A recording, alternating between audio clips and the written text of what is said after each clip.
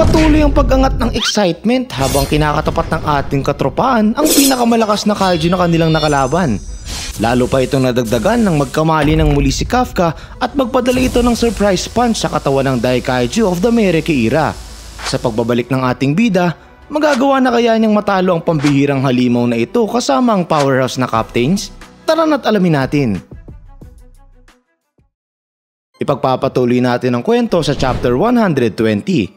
Dito, habang sinasabi ni Narumi na mag-head out na siya, kita ang pagagulat sa mukha ni Mina sa kanyang nakita. Napalingon na lang siya sa Daikaiju of the Merekei era habang nakakatanggap yun ng solidong suntok mula kay Kafka. Sa sobrang lakas nito ay nagsani iyon ng pagkarak ng lapag ng kanilang kinatatayuan. Maski sila Kurusu, yung batang babae, at iba pang mga nasa control room ay napanganga at nanlaki ang mga mata dito.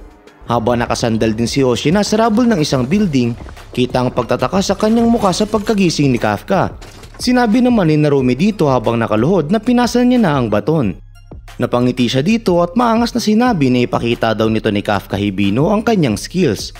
Pagkatapos naman matanggap yung suntok ni Kafka, napaatras yung Daikaiju of the Merekei era at napadura ng dugo. Seryosong tinignan ni Kafka ang halimaw na ito at tumindig siya dito ng maangas habang ginagawa yon.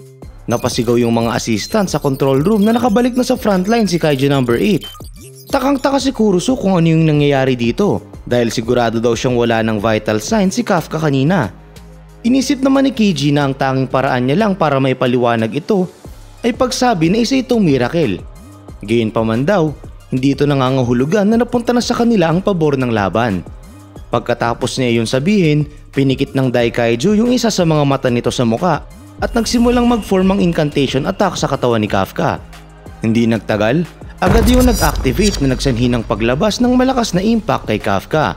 Nabahala doon si Nogizaka pero habang iniisip niya na may power advantage pa rin yung Daikaiju, bigla siyang may napansin dito.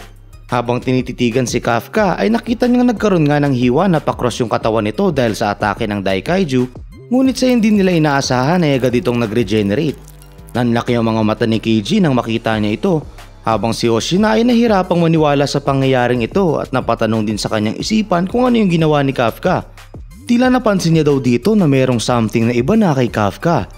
Si Kafka naman ay biglang may kinausap at sinabi na alam niya ito at i-unleash niya naman daw ito soon kaya kumalma daw ito. Nagtaka si Hoshina nang marinig niya yon habang nagsimula naman magsilabasan ng ilang kaluluwa galing sa paanan nito ni Kafka. Hindi nagtagal, tuluyang lumabas ang mga ito na parabang aura na pumapalibot sa kanya. Habang nangyayari ito, nagkaroon ng flashback kung saan ipinapaliwanag ni Kafka na sa araw ang tinutukoy niya. Ang unang nakapansin sa isang kaiju na lumabas sa kanilang city ay siya daw. Nakita niya ito habang nasa may gubat siya na malapit sa city nila at pagkatapos noon ay agad niya daw nireport yung sighting na iyon. Ayun lang daw yung kaya niyang gawin sa mga panahong yun, magsumbong at manood sa distraction na ginagawa ng halimaw. Ayun at ayun lang daw. Matapos yun ay pinaliwanag niya na noon kung siya ay naging isang captain na may 99% unleashed combat power o isang master blade wielder at ang strongest sharpshooter around o isang superhero na may 10,000 kaiju kill count at kung hindi lang siya naging isang helpless kid, ang bahay daw na pinagkautangan ng kanyang ama para maipagawa, ang tindahan ng school supplies kung saan binili ng kanyang lola ang kanyang pencil case na pwedeng gamiting bilang laruan, ang Karagi Chicken Shop kung saan part-time na nagtatrabaho ang kanyang ina, ang Octopus Park kung saan nakipagsuntukan siya sa mga ibang bata ng grade 3, yung game system na sa wakas ay napapayag niyang bilhin ng kanyang mga magulang at ang kaliko ni Mina, naligtas niya sana ang lahat ng yun at nabigyan niya sana si Mina ng ibang kinabukasan. Hindi niya daw mapatawad ang sarili niya dahil sa lahat ng yun. Habang inaalala niya ito, kinausap niya ang dati niyang sarili at sinabi na alam niya na hindi nito gustong mapagdaanan pang muli ang kahit na ano dun.